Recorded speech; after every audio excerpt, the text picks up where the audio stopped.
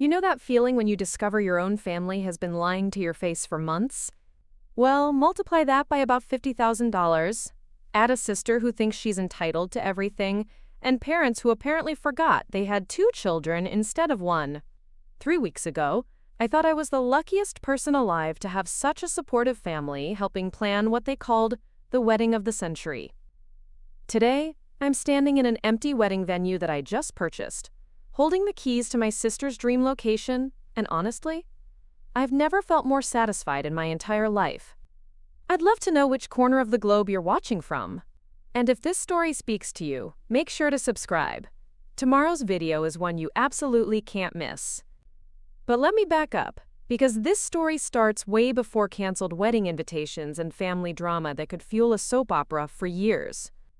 My name's Dakota, and until recently I thought I understood how my family worked. My parents, Robert and Patricia Thornfield, always seemed like the type of people who had everything figured out. Dad's a successful commercial real estate developer, Mom runs her own interior design firm, and they've been married for 28 years without so much as a serious argument that any of us kids ever witnessed. My older sister Savannah has always been the golden child. Homecoming queen, sorority president, graduated summa cum laude from Northwestern with a degree in marketing that she's never actually used because she's been too busy planning her perfect life with her fiancé Trevor. Then there's me. I'm 24, 2 years younger than Savannah, and I've always been what you might call the practical one. While she was busy with pageants and social events, I was working part-time jobs, saving money, and actually paying attention when our grandfather would talk about investments and financial planning during those long Sunday dinners that seemed to drag on forever. When I turned 18, I inherited my trust fund from my late grandfather, Harold Thornfield. It wasn't an astronomical amount, about $75,000, but Grandpa Harold had been smart about it. He'd set it up so that I couldn't touch the principal until I was 25, but I could access the interest for education or other approved expenses. More importantly, he'd taught me enough about investing that I'd managed to grow that fund to just over $92,000 by the time this whole situation started. Savannah got the same inheritance, of course, but she'd blown through most of hers by the time she was 22. Spring breaks in Cabo, a convertible she just had to have, designer clothes, and what she called networking events that looked suspiciously like expensive parties to the rest of us. By the time Trevor proposed last Christmas, she had maybe $8,000 left, and that was being generous. The proposal itself was everything Savannah had ever dreamed of. Trevor took her to the top of the Ferris wheel at Navy Pier in Chicago, had a string quartet playing her favorite song, and even hired a photographer to capture the moment. The ring was gorgeous, a 2-carat diamond solitaire that probably cost more than my car. When she called me that night, crying happy tears and talking so fast I could barely understand her, I was genuinely thrilled for her. She'd been dating Trevor for 3 years, and despite his somewhat pretentious personality, he clearly adored her. The problem started about 2 weeks later, when Savannah began planning what she kept calling the wedding of my dreams. She'd apparently been collecting ideas on Pinterest for years, and her vision involved a guest list of 300 people, a reception at the Blackstone Hotel, a designer dress that cost more than some people's cars, and enough flowers to stock a medium-sized garden center. When she showed me the preliminary budget she'd put together, I nearly choked on my coffee. The total came to just over $130,000. "How exactly are you planning to pay for this?" I asked, trying to keep my voice neutral. We were sitting in her apartment, surrounded by bridal magazines and fabric samples that all looked identical to me. Well, Trevor's parents are contributing $40,000, and Mom and Dad said they'd handle another $40,000. That leaves about $50,000, which honestly isn't that much when you think about it. I mean, this is a once-in-a-lifetime event, Dakota. You can't put a price on perfect memories. I bit my tongue because I could think of several prices I'd put on perfect memories, and most of them were significantly lower than $50,000. But this was her wedding, and if she wanted to spend money she didn't have on flowers that would be dead in a week, that was her choice to make.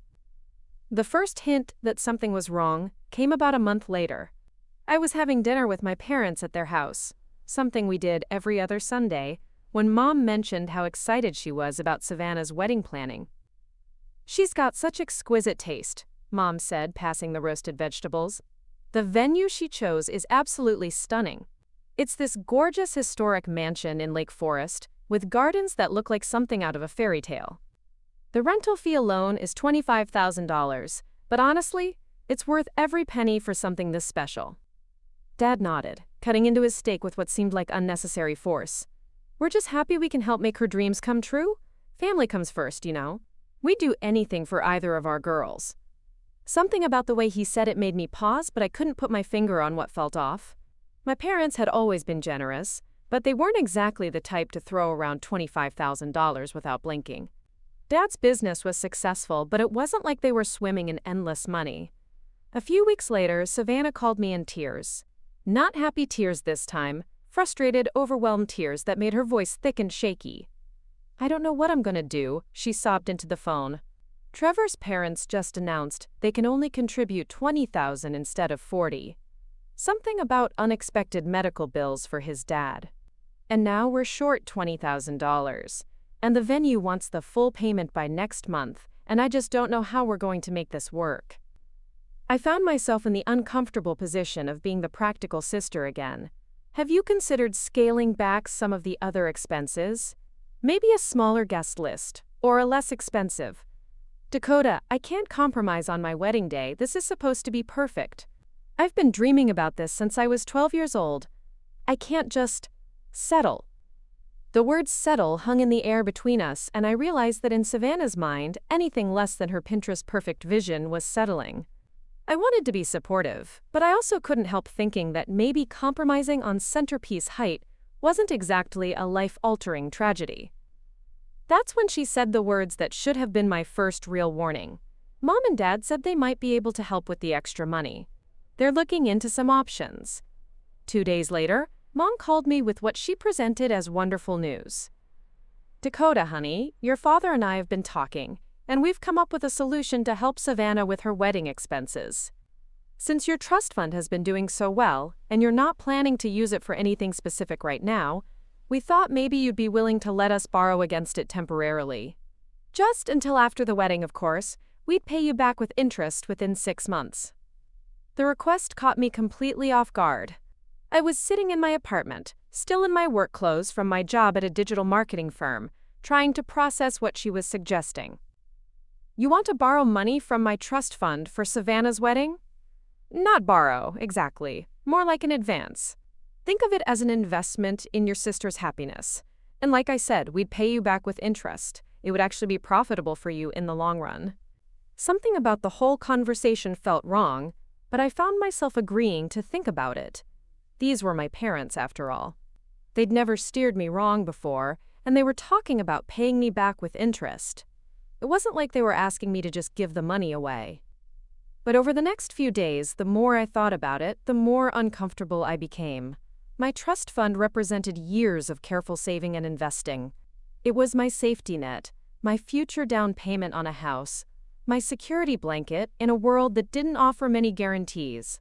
The idea of handing it over, even temporarily, made my stomach twist with anxiety.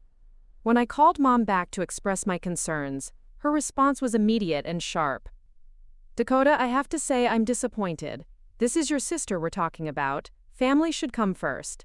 Your father and I have spent thousands of dollars on you over the years. Your education, your car, helping you with rent when you were getting started. Now we're asking for one favor, and you're treating us like we're strangers trying to scam you." The guilt trip was effective, I'll give her that. By the end of the conversation, I found myself agreeing to let them access my trust fund, with the understanding that every penny would be repaid within 6 months, plus 3% interest. Looking back now, I realize that was the moment everything started to fall apart, but at the time I thought I was being a good sister and a good daughter. I thought I was helping my family in their time of need. I had no idea I was actually funding my own betrayal. The paperwork for accessing my trust fund took about 2 weeks to process. During that time, I convinced myself I was doing the right thing. Savannah seemed genuinely grateful, sending me daily texts with wedding updates, and telling me how much it meant to her that I was helping make her dreams come true. Mom and Dad were back to their usual warm selves, praising me for being such a wonderful sister and daughter. Trevor even took me out to lunch to personally thank me, which surprised me since we'd never been particularly close.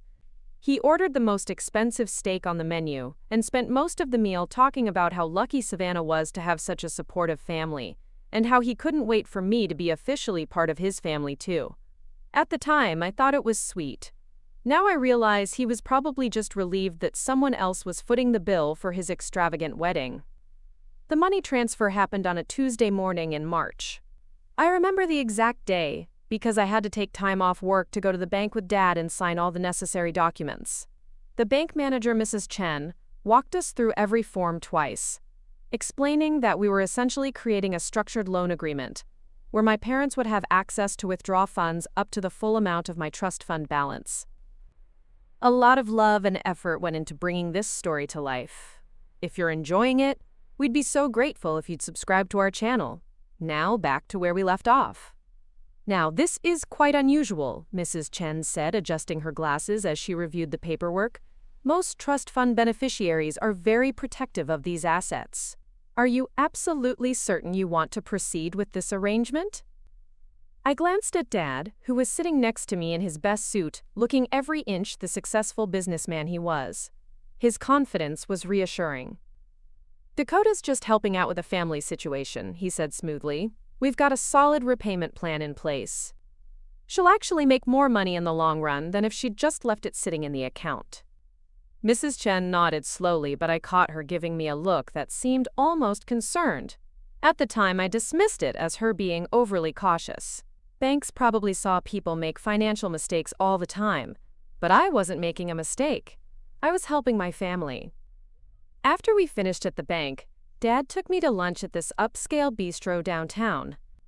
He ordered a bottle of wine, even though it was barely noon, and kept talking about how proud he was of me, how mature I was being, and how this kind of family loyalty was rare in today's world. Your grandfather would be proud of you too, he said, raising his glass. Harold always believed that money should bring families together, not drive them apart. You're honoring his memory by using his gift to help your sister start her new life. The mention of Grandpa Harold made me feel warm and confident about my decision. He'd always emphasized the importance of family, and he'd specifically told me that the trust fund was meant to help me build a secure future. If helping Savannah have her perfect wedding was part of building that future, then I was doing exactly what he would have wanted. The next few weeks were a whirlwind of wedding preparations.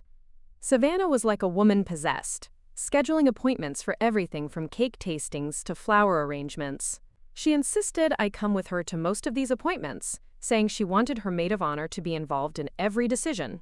I was flattered by the inclusion, even if some of her choices made my practical side cringe.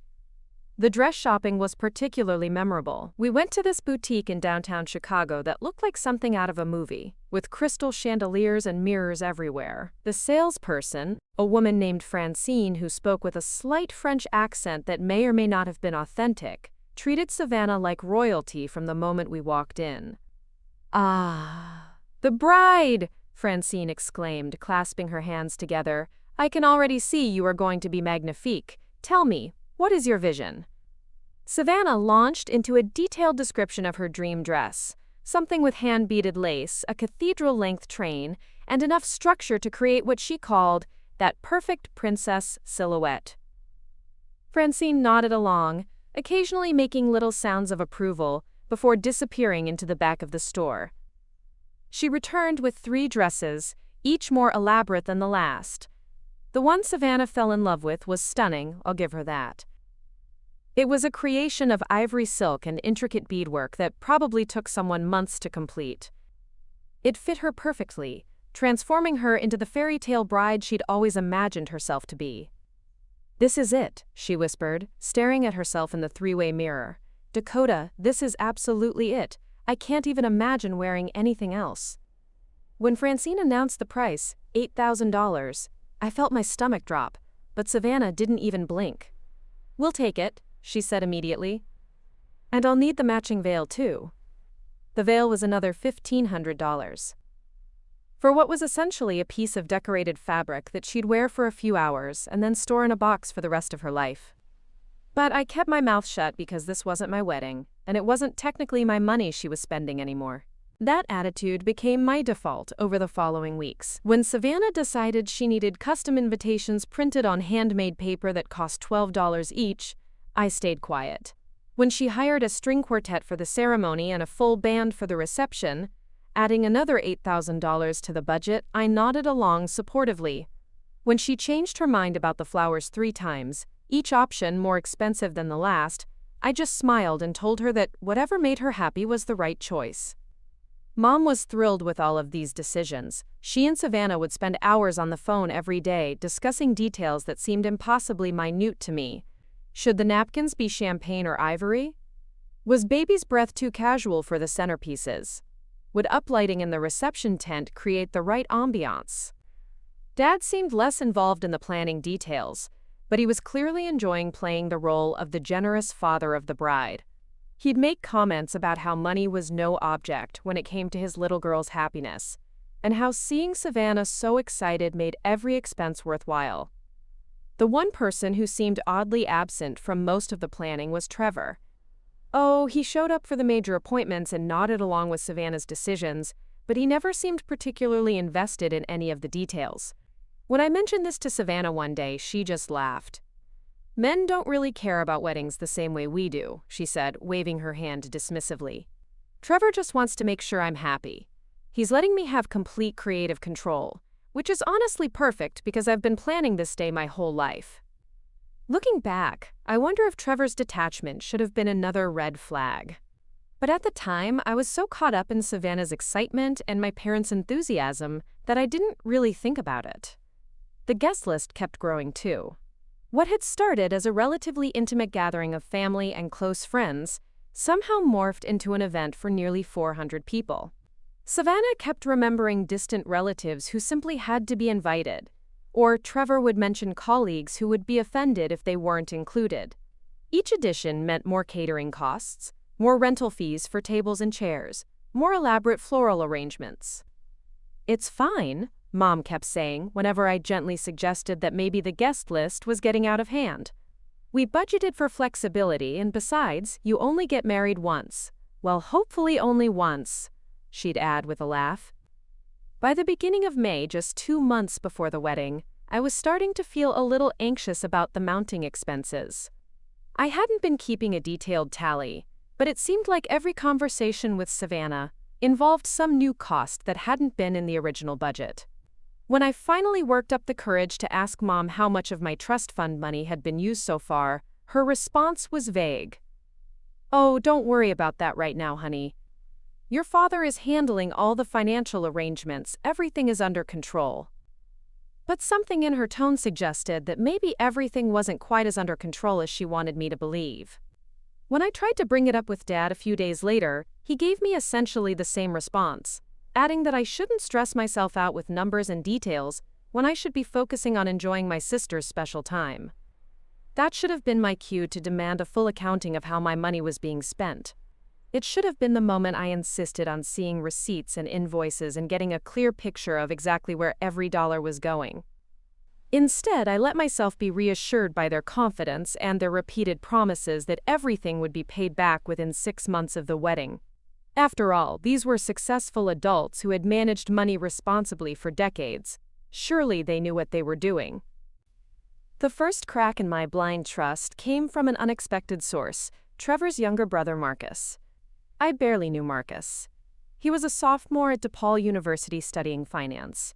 And the few times I'd met him at family gatherings, he'd struck me as the quieter, more analytical counterpart to Trevor's flashy personality. We ran into each other at a coffee shop near my office in early June, about 6 weeks before the wedding. I was grabbing my usual afternoon latte when I heard someone call my name. Marcus was sitting alone at a corner table, surrounded by textbooks and laptop cables, looking like he'd been camped there for hours. "Dakota! Hey, how's the wedding planning going?" he asked as I approached his table. "Trevor says it's going to be incredible." "It really is," I replied, though something in his expression made me pause. "Savannah's put together something amazing. Your parents must be excited." Marcus's face darkened slightly. "Yeah, about that. can I ask you something? And I hope this doesn't come across the wrong way, but I'm studying financial planning, and some things aren't adding up for me. I felt my stomach tighten, but I sat down across from him. What do you mean? Well, Trevor mentioned that your family is covering most of the wedding costs, which is incredibly generous. But he also mentioned some of the vendors they've hired, and I've been researching event costs for a project in one of my classes. The numbers he's throwing around, they're way higher than what my parents said they could contribute, and way higher than what most families spend on weddings. Marcus opened his laptop and pulled up a spreadsheet that made my mouth go dry. He'd apparently been tracking wedding costs based on Trevor's casual mentions, and his conservative estimates put the total expense at over $160,000.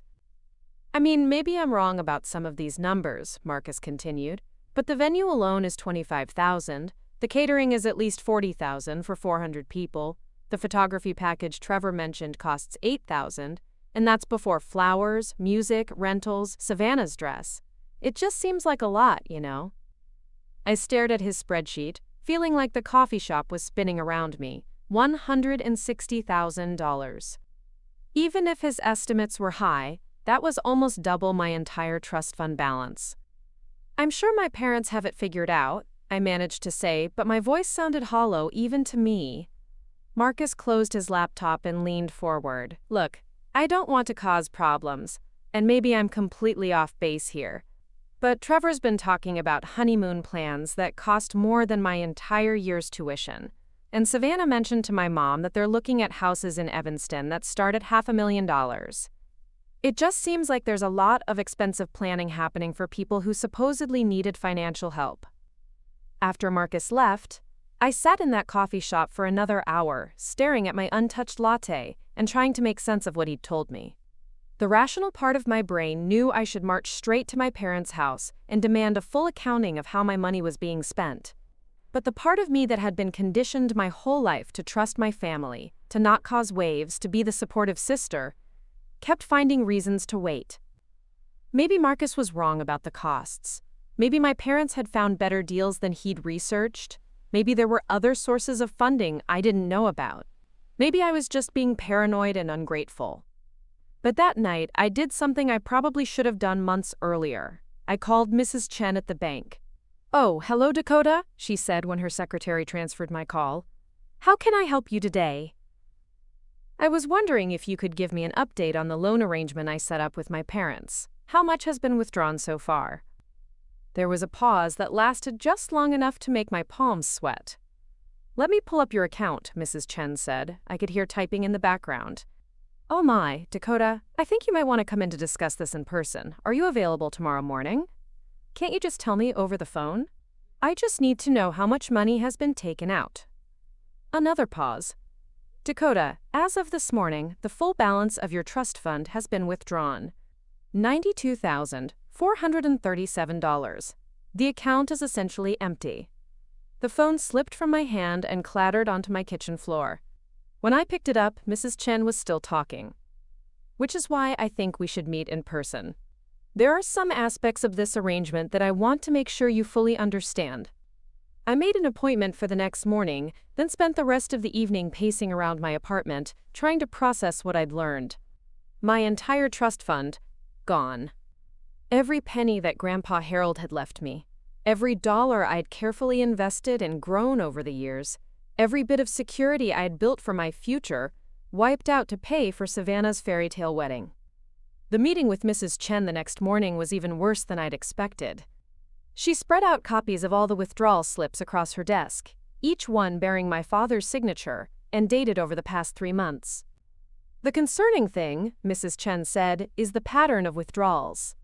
Rather than taking out money as needed for specific expenses, your father has been making large, round number withdrawals. 20,000 here, 15,000 there, 10,000 the following week. This isn't typical behavior for someone managing event expenses." She showed me the dates. The first withdrawal of $25,000 had happened the day after I'd signed the paperwork. The second, for $20,000, had occurred just 4 days later. By the end of March, over $60,000 had been withdrawn, but according to my conversations with Savannah, they'd barely started making deposits to vendors at that point. What does this mean? I asked, though I was starting to suspect I already knew the answer. It means your father has been treating your trust fund like a personal line of credit rather than a wedding expense account. I have no way of knowing how the money has actually been used, but the withdrawal pattern suggests it may not all be going toward wedding costs. Mrs. Chen leaned back in her chair and gave me a look that was both sympathetic and stern. Dakota, I tried to warn you about this arrangement when you first set it up. Family loan agreements like this rarely work out the way people expect them to. Money has a way of complicating relationships, especially when there aren't clear boundaries and accountability measures in place. I left the bank feeling like I'd been punched in the stomach. My entire financial safety net gone.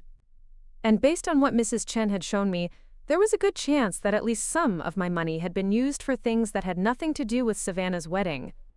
That afternoon, I did something I'd never done before in my adult life. I showed up at my parents' house unannounced, walked straight through the front door without knocking, and found them in the kitchen, casually discussing dinner plans like they hadn't just stolen my entire future.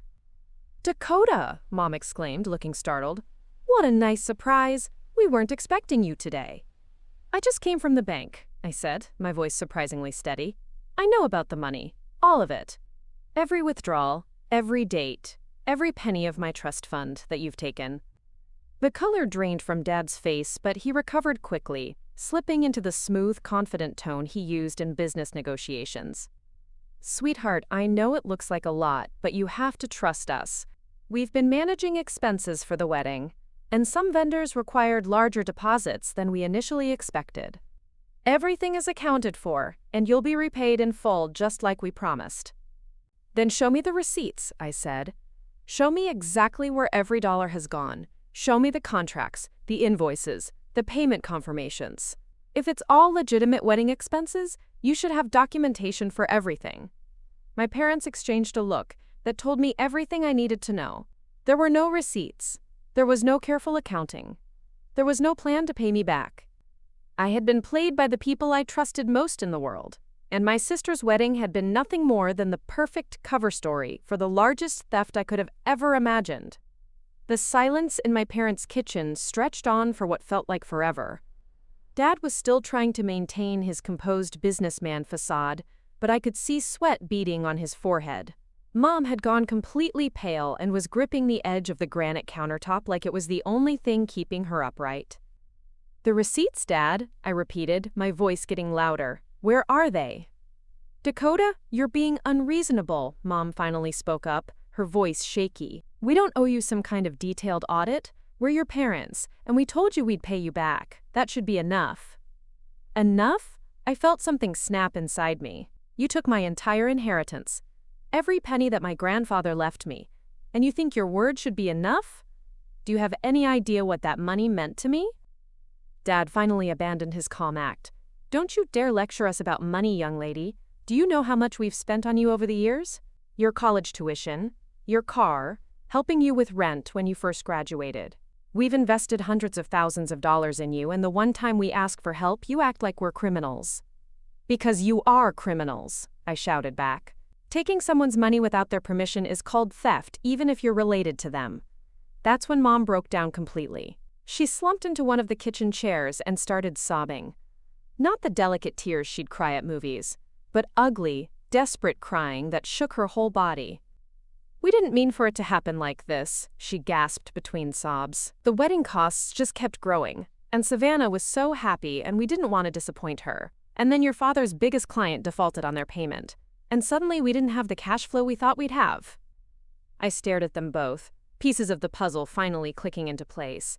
"You used my trust fund to cover your business losses." Dad's jaw tightened. "It wasn't supposed to be permanent. The Henderson project was supposed to close last month, and that would have given us enough to pay you back and cover the wedding. But the deal fell through at the last minute, and now we're in a temporary cash flow situation." "Temporary?" I laughed bitterly. "Dad, Savannah's wedding is in 5 weeks. The vendors need to be paid. The venue needs their final payment. How exactly is this temporary?" Neither of them answered, which was answer enough. "Oh my God," I said, sinking into a chair across from them. "You don't have the money to pay for the wedding, do you? You've spent my entire trust fund, and you still don't have enough to cover everything Savannah has planned. Mom's crying got louder. Dad just stared at the table. "How much more do you need?" I asked. "About 30,000, Dad admitted quietly. "We've been trying to figure out how to come up with it without telling Savannah that we need to scale back some of her plans." I felt like I was in some kind of nightmare. Not only had my parents stolen my inheritance, but they'd stolen it for a wedding they couldn't even afford to throw. And somehow, in their twisted logic, I was the unreasonable one for being upset about it. "Does Savannah know?" I asked. "Does she have any idea that her perfect wedding is being funded by stealing from her sister?" "We didn't steal anything," Mom said defensively, wiping her eyes with a dish towel. "We borrowed it, and we fully intend to pay you back as soon as we can." "With what money? You just admitted you're $30,000 short for the wedding alone, and that's on top of the $92,000 you've already taken from me. Where exactly do you think you're going to find $120,000? The kitchen fell silent again. Outside, I could hear neighborhood kids playing in someone's backyard, their laughter a stark contrast to the disaster unfolding inside my parents' house. Finally, Dad cleared his throat. "We were hoping you might be willing to take out a personal loan to cover the remaining costs, just until we get back on our feet financially. Your credit is excellent, and you have a steady job. The bank would approve you for $30,000 without any problem." I actually laughed out loud. "You want me to go into debt to pay for the wedding that you're already funding with my stolen inheritance? Are you completely insane?" "Don't be dramatic," Mom snapped, her sadness quickly morphing into anger. "Nobody stole anything. This is what families do. They help each other. Savannah would do the same thing for you if the situation were reversed." "Would she?" I stood up, my chair scraping loudly against the kitchen floor. Because I seem to remember Savannah blowing through her entire trust fund in 2 years, on parties and designer clothes. So forgive me if I don't think she'd sacrifice her financial future for my wedding. I walked toward the kitchen door, then turned back to face them. "I want my money back. All of it. I don't care how you get it, but I want $92,000 back in my account by the end of the month, or I'm calling a lawyer." Dad's face went red. "You would sue your own parents? Over money? You would steal from your own daughter? Over a party?" "It's not just a party, it's your sister's wedding day," Mom said. "It's the most important day of her life." "And my financial security was the most important thing in mine," I shot back. "But apparently that doesn't matter as much as Savannah's flower arrangements." I left them sitting in their kitchen and drove home in a rage. But by the time I got to my apartment, the anger was starting to fade into something worse, a deep, hollow feeling of betrayal that made my chest ache. I kept thinking about all the times over the past few months when I'd felt proud of myself for being such a supportive family member. All those wedding planning sessions where I'd bitten my tongue about expensive decisions. All those conversations where my parents had praised me for my maturity and generosity. All those moments when I'd felt good about myself for putting family first. It had all been a lie. While I was patting myself on the back for being selfless, my parents were systematically draining my inheritance to cover their own financial mistakes. While I was feeling grateful to be included in Savannah's special day, they were using me as their personal ATM. That night, I couldn't sleep. I kept running through scenarios in my head, trying to figure out what my options were. I could hire a lawyer and sue them, but that would take months or years, and there was no guarantee I'd ever see my money again, especially if Dad's business was really in trouble. I could confront Savannah and tell her the truth about how her wedding was being funded, but that would destroy her relationship with our parents and probably ruin her marriage before it even started. Or I could do nothing. I could swallow this betrayal, pretend everything was fine, and hope that someday my parents would actually follow through on their promise to pay me back. But as I lay there staring at the ceiling at 3 a.m, I realized there was actually a fourth option. An option that would ensure I got at least some justice for what they'd done to me. An option that would give me back some control in a situation where I'd been completely powerless. It was risky. And it was definitely going to cause a family explosion that would make our kitchen confrontation look like a friendly disagreement. But the more I thought about it, the more I realized it might be the only way to protect myself and send a clear message that I wasn't going to be anyone's doormat anymore. I was going to crash Savannah's wedding. But not in the way anyone would expect. The idea came to me at 4:17 a.m., and once it took hold, I couldn't shake it. I spent the rest of the night researching property records, business licenses, and vendor contracts online. By morning, I had a plan that was either brilliant or completely insane. And honestly, I was too angry to care which. The Blackstone Gardens venue had been Savannah's dream location from the moment she'd seen it on Pinterest. It was a historic estate in Lake Forest that had been converted into an event space about 10 years ago. The mansion itself dated back to the 1920s, with sprawling gardens, a carriage house, and enough old-world elegance to make any bride feel like royalty. What Savannah didn't know, what none of my family knew, was that Blackstone Gardens had been struggling financially for the past 2 years. The original owners had overextended themselves with renovations, and the current management company was quietly looking for buyers. I knew this because I'd spent 6 months last year helping them with their digital marketing strategy through my job. The contract had ended when they couldn't afford our fees anymore, but I'd stayed in touch with Diana Walsh, the general manager, who'd become something of a friend. At 9 a.m. sharp, I called Diana's direct line. "Dakota, what a pleasant surprise," she said when she answered. "How are you doing? I heard through the grapevine that your sister is getting married here in a few weeks. That must be so exciting for your family." "Actually, Diana, that's why I'm calling. I have a business proposition that might interest you." There was a pause. "What kind of business proposition?" "I know you've been looking for buyers. I want to purchase Blackstone Gardens. Today."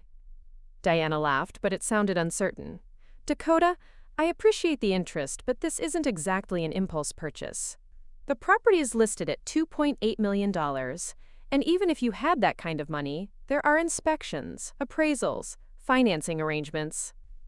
"I don't need financing," I interrupted. "I can wire transfer the full amount this afternoon. Cash purchase, no contingencies, closing within 48 hours. But I need you to make some calls this morning and find out if the owners would be willing to expedite the process." Another pause, longer this time. "Dakota, are you serious? Because if you are, I need to ask, why the sudden urgency?" I took a deep breath. "Let's just say I have some family issues that need resolving, and owning the venue where my sister's wedding is supposed to take place would give me some leverage in those discussions." Diana was quiet for so long that I started to wonder if the call had dropped. Finally, she spoke again, her voice careful and professional. "I can make some calls, the owners are motivated to sell, and a cash offer would definitely get their attention. But Dakota, whatever's going on with your family, are you sure this is the right way to handle it? Because once you own this property, you'll have a lot of power over what happens here, and that's not something you can undo easily." "I'm sure," I said. "Can you have an answer for me by noon?" "I'll do my best." While Diana made her calls, I drove to my bank and had what was probably the strangest conversation Mrs. Chen had ever experienced. I explained that I needed to liquidate every investment I had, empty my savings accounts, and arrange for a wire transfer of nearly $3 million by the end of the day. "Dakota," Mrs. Chen said slowly, "yesterday you were upset about losing $92,000. Today you're talking about spending $3 million. I'm concerned that you might be making emotional financial decisions." "I'm making strategic financial decisions," I corrected. "This is an investment property with income potential. I've done my research." Which was technically true, even if my primary motivation had nothing to do with income potential. Mrs. Chen pulled up my accounts on her computer and frowned. "Even liquidating everything, you're going to be about $400,000 short of what you need. Unless..." She paused, typing something. "You do have that inheritance from your maternal grandmother that's been sitting in a separate trust. But that money was specifically designated for major life events. Buying a house, starting a business, emergencies." I'd completely forgotten about Grandma Rose's trust. She died when I was 16, and her inheritance had been locked away in a separate account that I couldn't access until I was 25. Since my birthday wasn't until next month, I'd stopped thinking about it. "How much is in that account?" "Let me check. It's grown to about $640,000. Combined with your other assets, that would give you enough for the property purchase, plus closing costs. I want to access that money today." Mrs. Chen looked at me like I'd lost my mind. "Dakota, that's not possible. The trust specifically states that you can't access those funds until your 25th birthday, which is, she checked her computer, 3 weeks from now. My heart sank. 3 weeks would be too late. Savannah's wedding was scheduled for 5 weeks from now, but if I was going to buy the venue and use it as leverage, I needed to do it before my parents figured out what I was planning. Isn't there any way to access it early, emergency provisions or something? Mrs. Chen was quiet for a moment, then pulled out a thick folder from her filing cabinet. Actually, there might be. Your grandmother's trust included provisions for early access in cases of, quote, significant family financial crisis. It would require documentation and approval from the trust administrator, but given what you told me yesterday about your parents' financial situation, how quickly could it be processed? If I call in some favors and expedite the paperwork, maybe by tomorrow afternoon. But Dakota, I need to ask, are you absolutely certain this is what you want to do? Because once you spend this money, there's no going back. This isn't like the loan arrangement with your parents. This is permanent. I'm certain. By noon, Diana had called back with good news. The owners of Blackstone Gardens were not only willing to expedite the sale, they were practically salivating at the prospect of a quick cash deal. They'd agreed to accept $2.6 million for an immediate closing, which was $200,000 below the asking price. They want to meet with you this afternoon to sign the preliminary agreements, Diana said. Dakota, I have to ask, you're not planning to cancel your sister's wedding, are you? Because that would put me in an extremely difficult position. I'm not planning to cancel anything, I said, which was technically true. I wasn't planning to cancel the wedding. I was planning to use the threat of cancellation to get my money back. The rest of the day passed in a blur of paperwork, phone calls, and wire transfers. By 6 p.m., I was sitting in the law office of the venue's attorney, signing documents that made me the owner of a $2.8 million historic estate. As I signed the final page, Diana leaned over and whispered, "You know your sister's wedding is scheduled for 5 weeks from Saturday, right? All the vendors have been coordinated, the deposits have been paid, the invitations have been sent out. If you're planning some kind of family intervention, you might want to consider the timing." I looked up from the papers and smiled for the first time in days. Oh, I've considered the timing very carefully. In fact, the timing is perfect. That evening, I drove out to Blackstone Gardens for the first time as its owner. I walked through the gardens where Savannah had planned to take her wedding photos, stood in the ballroom where she'd envisioned dancing to her first song as a married woman, and looked out over the terrace where she'd wanted to cut her $8,000 wedding cake. It was beautiful, it was elegant, it was everything she'd ever dreamed of for her perfect day. And now it was mine. I pulled out my phone and sent a text message to my parents. Family meeting tomorrow at 7 p.m. My place. We need to discuss the wedding arrangements. Then I sent another message to Savannah. Can you come over tomorrow evening? There's something important we need to talk about regarding your wedding. By tomorrow night, my family was going to learn that their days of treating me like a convenient ATM were officially over. And Savannah was going to discover that sometimes the most expensive lessons are the ones you never saw coming. The next evening, my apartment felt like a pressure cooker waiting to explode. I'd spent the day preparing for what I knew would be the most intense family confrontation of my life. I'd printed out copies of all the property documents, bank statements, and withdrawal records that Mrs. Chen had provided. Everything was organized in neat folders on my coffee table, waiting for the right moment. Savannah arrived first, at exactly 7 o'clock, looking radiant in a sundress that probably cost more than most people's monthly rent. She was practically glowing with wedding excitement, chattering about final fittings and honeymoon plans before she even made it through my front door. "Dakota, you won't believe the amazing news," she gushed, setting down her designer purse and immediately making herself comfortable on my couch. "Trevor surprised me with first-class tickets to Bora Bora for our honeymoon. Can you imagine? We'll be staying in one of those overwater bungalows that you see in magazines. It's going to be absolutely magical." I nodded along, wondering how much those first-class tickets cost and whether they'd been paid for with my inheritance money. "That sounds incredible, Savannah." "And the final dress fitting went perfectly yesterday. Francine said I look like a princess, which is exactly what I was going for. Oh, and the florist confirmed that they can get white peonies flown in from Holland for the ceremony. I know it's an extra expense, but it's going to be worth it for the photos." Before I could respond, there was a knock at my door. Mom and Dad had arrived together, both looking tense and uncomfortable. They'd probably spent the entire drive over strategizing about how to handle whatever I was planning to discuss. "Hi, sweetheart," Mom said, giving me a stiff hug that felt nothing like the warm embraces I'd grown up with. "Thank you for inviting us over. I hope we can clear the air about yesterday's misunderstanding." Dad nodded curtly but didn't say anything. He looked like a man preparing for battle, which was probably accurate. Savannah looked confused. "Misunderstanding? What misunderstanding?" "Why don't we all sit down?" I said, gesturing toward my living room. "There are some things we need to discuss about the wedding." Everyone settled into seats, with Savannah perching excitedly on the edge of the couch while my parents positioned themselves on opposite ends, like they were preparing to make a quick escape if necessary. "So," Savannah said brightly, "what did you want to talk about? Please tell me there aren't any problems with the vendors. Everything has been going so smoothly." I took a deep breath and looked around at my family, these people who had shaped my entire life, who I'd trusted completely until 2 days ago, who were about to discover that their youngest daughter wasn't nearly as naive as they'd assumed. "Actually, there have been some significant developments regarding your wedding venue," I began carefully, "developments that affect all of us." Dad's jaw tightened. He probably suspected I was about to cause trouble, but he had no idea how much trouble I was actually capable of causing. "What kind of developments?" Savannah asked, still smiling but with a hint of concern creeping into her voice.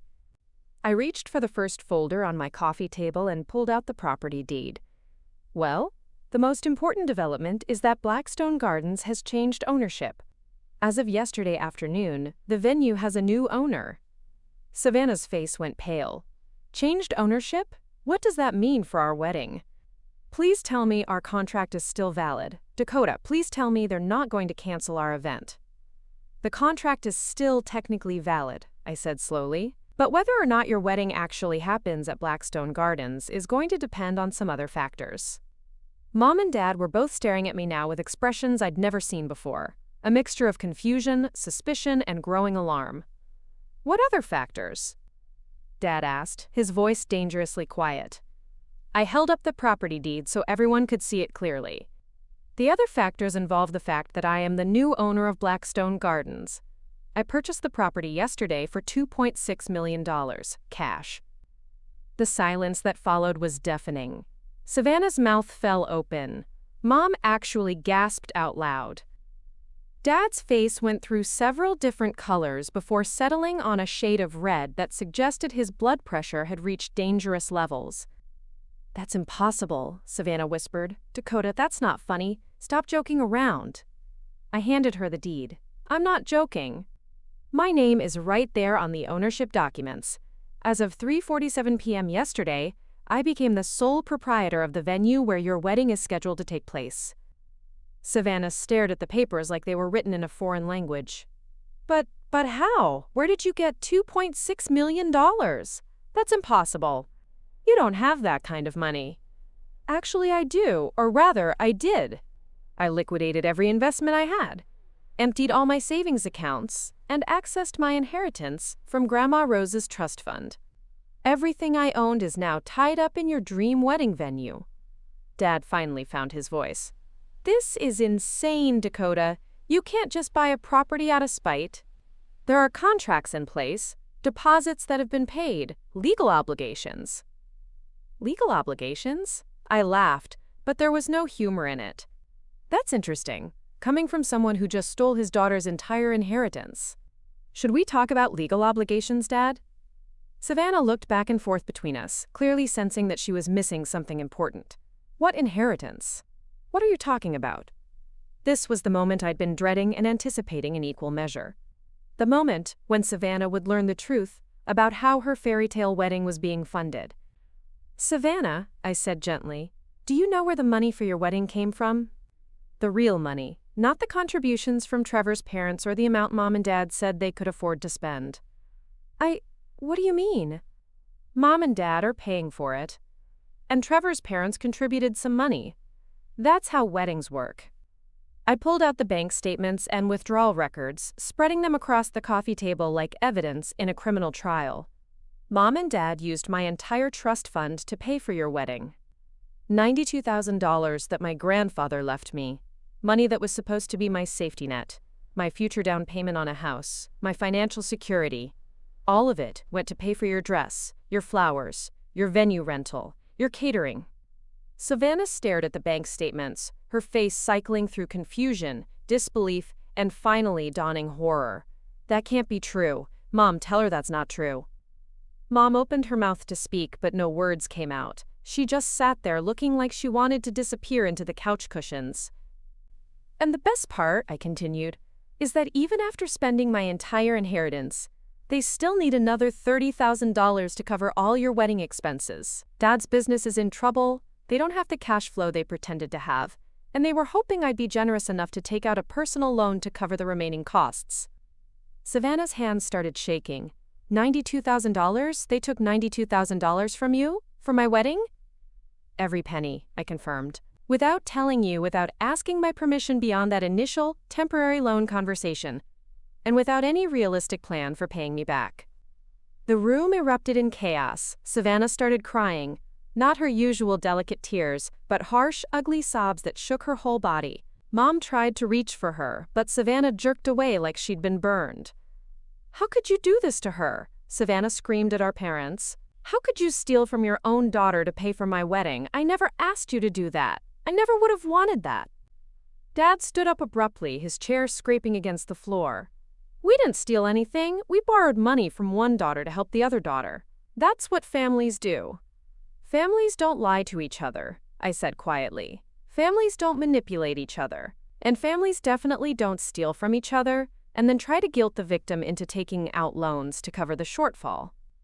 Savannah was staring at me with red, swollen eyes. So what happens now? You own my wedding venue.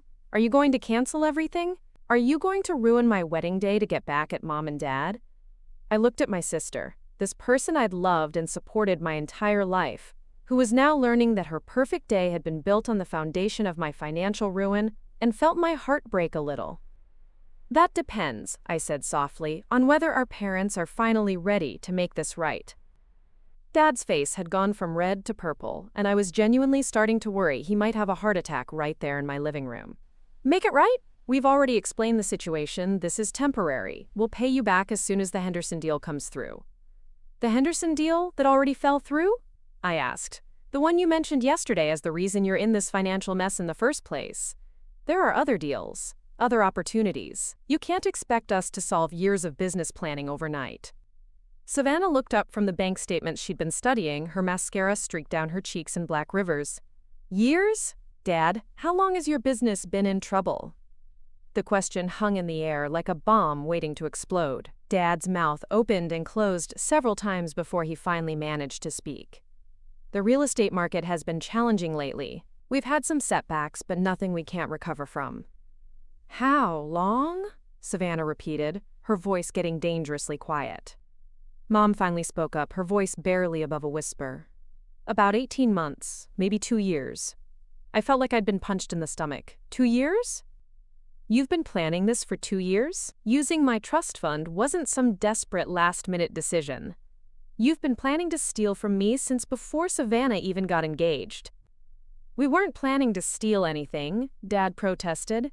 We were planning to borrow against your future inheritance when you turned 25. The wedding just moved up our timeline. My future inheritance? I laughed bitterly. You mean the money from Grandma Rose that I used to buy this venue? The inheritance you didn't even know I had access to? The look of shock on Dad's face told me everything I needed to know. They'd been counting on money that they'd never had any right to expect, planning their daughter's wedding around funds that belonged to me. Savannah stood up abruptly, still clutching the bank statements. I can't do this. I can't have a wedding that was paid for by stealing from my sister. I won't do it. Savannah, honey, please don't be dramatic, Mom said, reaching for her again. This is all just a misunderstanding that we can work out. You've been planning this day for months. All your friends are invited. The dress is perfect. Everything is exactly how you wanted it. Everything is exactly how I wanted it because it was paid for with stolen money, Savannah shouted.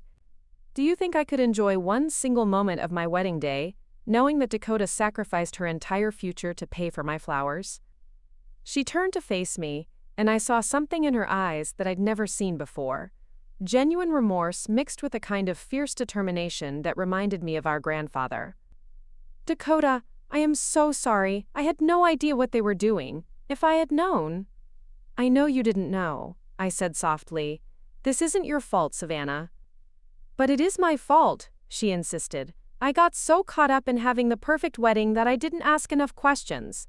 I didn't think about where the money was really coming from. I just assumed Mom and Dad had it handled." Trevor, who had been sitting quietly in the corner since arriving 10 minutes earlier, finally spoke up. "Maybe we could postpone the wedding. Give everyone time to figure out the financial situation." "Postpone?" Mom looked horrified. "Trevor, the invitations have been sent, the vendors have been booked, the honeymoon has been planned. You can't just postpone a wedding 5 weeks before the event." "Actually," I said, pulling out another folder from my coffee table, "you can't. I've spent the last day reviewing all the vendor contracts. Most of them have cancellation clauses that allow for full refunds if the event is canceled more than 30 days in advance." I handed Trevor a list I'd compiled. "The catering can be canceled with a 50% refund. The photographer offers a 75% refund for cancellations more than 4 weeks out. The florist will refund everything except the deposit if we cancel by tomorrow. Even the band has a reasonable cancellation policy." Savannah stared at the list, then looked up at me with tears streaming down her face. "You researched all of this? You spent your day figuring out how to help me cancel my own wedding?" "I spent my day figuring out how to give you options," I corrected. "Because unlike our parents, I actually care about what you want, not what's convenient for me." Dad slammed his hand down on my coffee table, making everyone jump. "This is ridiculous. Savannah, you are not canceling your wedding because of some family financial drama. We'll figure out the money situation, but you are getting married on July 15th as planned." "With what money?" I asked calmly. "You've already admitted you don't have the $30,000 you still need for the vendors. You've spent my entire trust fund, and you're still short. Even if Savannah wanted to go through with the wedding, how exactly do you plan to pay for it?" The silence stretched on until Trevor cleared his throat awkwardly. "Actually, my parents might be able to help with some additional funding. They've been worried about the financial stress this has been putting on everyone." "No," Savannah said firmly. "Absolutely not. I'm not starting my marriage by putting your family in debt too. This has gone far enough." She walked over to where I was sitting and took my hands in hers. "Dakota, I need you to know that I never wanted any of this. If I had known what Mom and Dad were doing, I would have stopped it immediately. Your financial security is more important than any wedding."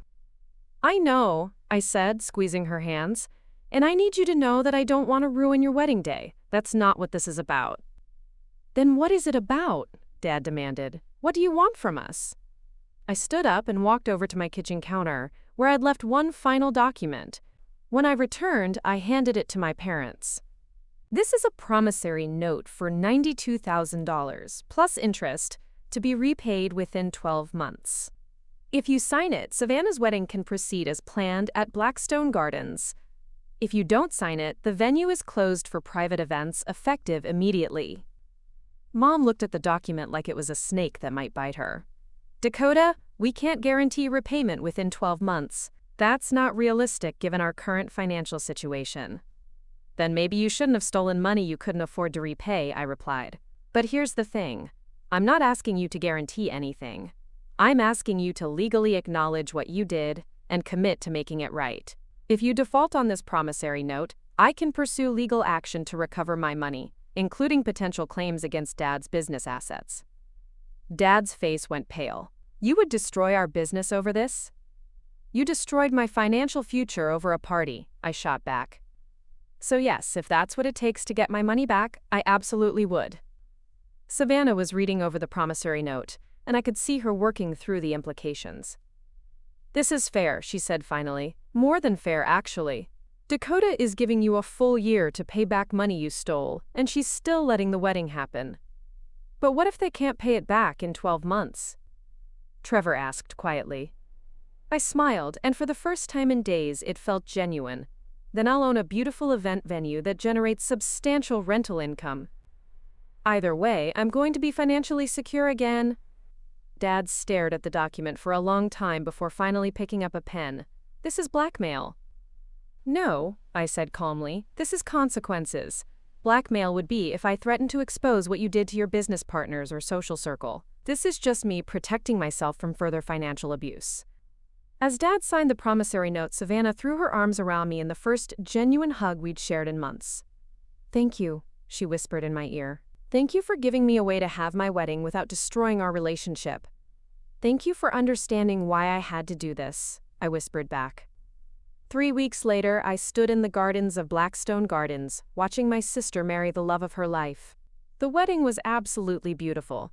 Everything she dreamed it would be. The flowers were perfect, the music was lovely, and Savannah looked radiant in her $8,000 dress.